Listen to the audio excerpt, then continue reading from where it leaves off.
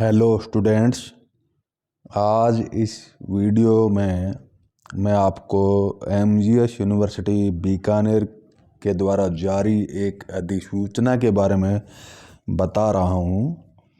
सबसे पहले आप मेरे इस वीडियो चैनल को सब्सक्राइब ज़रूर करें ताकि आगे भी इसी प्रकार के महत्वपूर्ण जानकारी आपको समय पर प्राप्त होते रहे।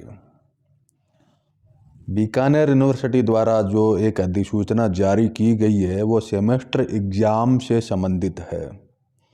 इस अधिसूचना में मुख्य बातें मैं बता रहा हूँ वो इस प्रकार से है कि इस साल जो विद्यार्थी चाहे वो रेगुलर हो या प्राइवेट हो, उन सभी विद्यार्थियों के एग्ज़ाम सेमेस्टर सिस्टम के अनुसार ही होगा।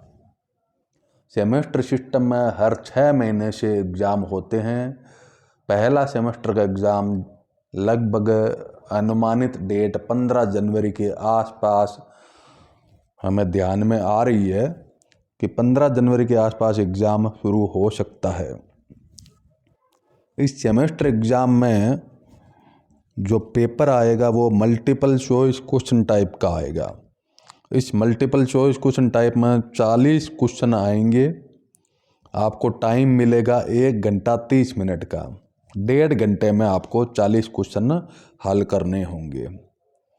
जो प्रैक्टिकल वाले विषय है जैसे physics, chemistry, botany, zoology, geography, उनका जो पूर्णांक होगा पेपर मल्टीपल चॉइस क्वेश्चन का जो पेपर होगा उसका जो पूर्णांक होगा 40 अंक का होगा, यानी एक प्रश्न 1 अंक का होगा। जिन विषयों में प्रैक्टिकल नहीं होते हैं उन विषयों का पूर्णांक 60 अंकों का होगा। क्वेश्चन 40 ही आएंगे लेकिन टोटल जो पूर्णांक होगा वो 60 अंक का होगा। प्रत्येक क्वेश्चन 1.5 अंक का होगा। इस मल्टीपल चॉइस क्वेश्चन पेपर में आपको एक OMR शीट दी जाएगी। उस OMR शीट में 5 विकल्प दिए जाएंगे A, B, C, D, E। जो आपका प्रश्न होगा उसके अकॉर्डिंग जो उत्तर होंगे वो A, B, C, D में दिया जाएगा। और 5वां जो ऑप्शन E है उसमें ये लिखा होगा इनमें से आप इनमें से कोई उत्तर नहीं देना चाहते तो वह 5वें विकल्प का चयन करेंगे। 5वां विकल्प इस प्रकार से है कि इनमें मैं इस प्रश्न का उत्तर नहीं देना चाहता हूँ। लेकिन मैं सभी विद्यार्थियों से यही कहना चाहता हूँ कि मल्टीपल चॉइस क्वेश्चन पेपर में आपका माइनस मार्किंग नहीं है, नेगेटिव मार्किंग नहीं है, इसलिए 5वां ऑप्शन भरने का तो सवाल ही पैदा नहीं होता। 5वां ऑप्शन नहीं भरे। नेगेटिव मार्किंग नहीं है इसलिए आप 4 ऑप्शन में से कोई न कोई ऑप्शन ज़रूर भरे। अगर आपको प्रश्न आता है, उस प्रश्न का उत्तर आपको आता है तो सही कर दीजिए। अगर नहीं आता है तो फिर भी संभावना के आधार पर, अनुमान के आधार पर लगभग जो सही उत्तर आपके हिसाब से हो सकता है उसको भर दीजिए। 5वां ऑप्शन E नहीं भरे। इस बात का आप विशेष ध्यान रखें। बहुत सारे विद्यार्थी ऐसे भी हैं जो 4 ऑप्शन में भी 1 ऑप्शन भरेंगे और 5वां ऑप्शन भी भरेंगे, 2 ऑप्शन भरेंगे। मैं आपको पहले ही बता देता हूँ 2 ऑप्शन नहीं भरने हैं। A, B, C, D, E में से कोई 1 ऑप्शन भरना है। E ऑप्शन तो आप बिल्कुल भी नहीं भरे क्योंकि आपका जो पेपर होगा वो उसमें माइनस मार्किंग नहीं है। इसके बाद में अगला पॉइंट ये दे रखा है, प्रश्न पत्र शुरू करने से पहले OMR शीट और प्रश्न पुस्तिका पर चाहिए गई जानकारी अवश्य भरें। परीक्षा समाप्त होने के उपरांत OMR शीट वीक्षक को अवश्य रूप से जमा करवाएं। प्रश्न पत्र में इजी, मॉडरेट व हार्ड प्रश्नों का उत्तर होगा। गलत उत्तर के लिए कोई भी नकारात्मक अंकन नहीं है। प्रश्न पत्र में सरल क्वेश्चन भी आएंगे, मीडियम स्तर के भी आएंगे, हार्ड स्तर का भी होगा। क्योंकि ये पहली बार सेमेस्टर एग्ज़ाम हो रहा है इसलिए मैं ये मानता हूँ कि प्रश्न पत्रों का स्तर जो होगा वो मीडियम होगा। ज़्यादा क्वेश्चन हाई लेवल के या हार्ड क्वेश्चन नहीं आएंगे। जो नियमित विद्यार्थी है उनका आंतरिक मूल्यांकन होगा आंतरिक मूल्यांकन महाविद्यालय स्तर पर ही होगा। प्रायोगिक परीक्षा महाविद्यालय स्तर पर ही होगी। उसमें प्राइवेट विद्यार्थी और नियमित विद्यार्थी दोनों का ही होगा। लेकिन जो प्राइवेट विद्यार्थी है, स्वयं पाठी विद्यार्थी है, उनका आंतरिक मूल्यांकन नहीं होगा।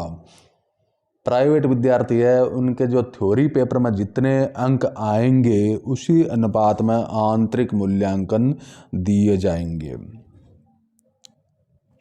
इसी प्रकार जो पूर्व छात्र है, एक्स स्टूडेंट्स, उनको भी सेमेस्टर की परीक्षा में सम्मिलित होना है।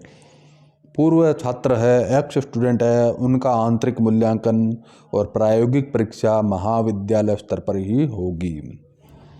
अगला महत्वपूर्ण बिंदु है सेमेस्टर के अनिवार्य विषय हिंदी और अंग्रेजी। इसकी परीक्षा पूर्व में प्रचलित पद्धति के अनुसार ही होगा। अति लघुत्तरात्मक और निबंधात्मक के आधार पर ही होगी। हिंदी और अंग्रेजी विषय में आंतरिक मूल्यांकन नहीं होगा। हिंदी और अंग्रेजी आपका अनिवार्य विषय है, उसका पेपर हमेशा की तरह होगा। उसमें केवल आपको पास ही होना है।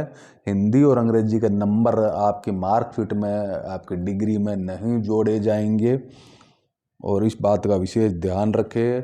पास होना अनिवार्य है। अगर आप इसमें पास नहीं होते हैं तो आपको अगले सेमेस्टर में पास होना पड़ेगा। पूर्व वर्षों के स्नातक प्रथम वर्ष के अनुत्तीर्ण परीक्षार्थी भी सेमेस्टर पद्धति से परीक्षा में पुनः सम्मिलित होंगे। पहले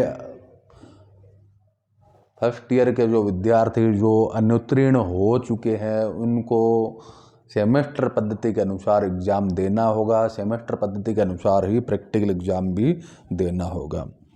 अब सेमेस्टर पद्धति में अगर कोई पेपर आपका ड्यू रह जाता है, बकाया रह जाता है, इस स्थिति में बकाया पेपर यानी ड्यू पेपर अगले सेमेस्टर के साथ होगा। अब इसमें एक चीज़ यह भी है कि सप्लीमेंट्री का कोई प्रावधान नहीं दे रखा। पहले क्या होता था, ईयरली मोड एग्ज़ाम में आपका एग्ज़ाम मार्च अप्रैल मई में होता था, फिर उसका रिजल्ट आता था। रिजल्ट आने के बाद अगर किसी पेपर में ड्यू या बैक या फेल हो गए तो उस पेपर का सप्लीमेंट्री एग्ज़ाम होता था, अगस्त महीने में या सितंबर महीने में होता था। लेकिन इस सेमेस्टर सिस्टम में सप्लीमेंट्री एग्ज़ाम का कोई प्रावधान के बारे में नहीं बताया गया है। इसलिए इस अधिसूचना के आधार पर हम यह मानते हैं कि अगर आपका कोई भी पेपर बकाया या ड्यू रह जाता है तो आप अगले सेमेस्टर के साथ यह पेपर दे सकते हैं। इस प्रकार से ये MGS यूनिवर्सिटी बीकानेर के द्वारा एक महत्वपूर्ण अधिसूचना जारी की गई है। सभी विद्यार्थी इसको ध्यान में रखें। 15 जनवरी के आसपास 5-10 दिन ऊपर नीचे हो सकते हैं, आपका यह थ्योरेटिकल एग्ज़ाम शुरू हो सकता है। प्रैक्टिकल एग्ज़ाम के बारे में अभी कोई निर्देश आया नहीं है।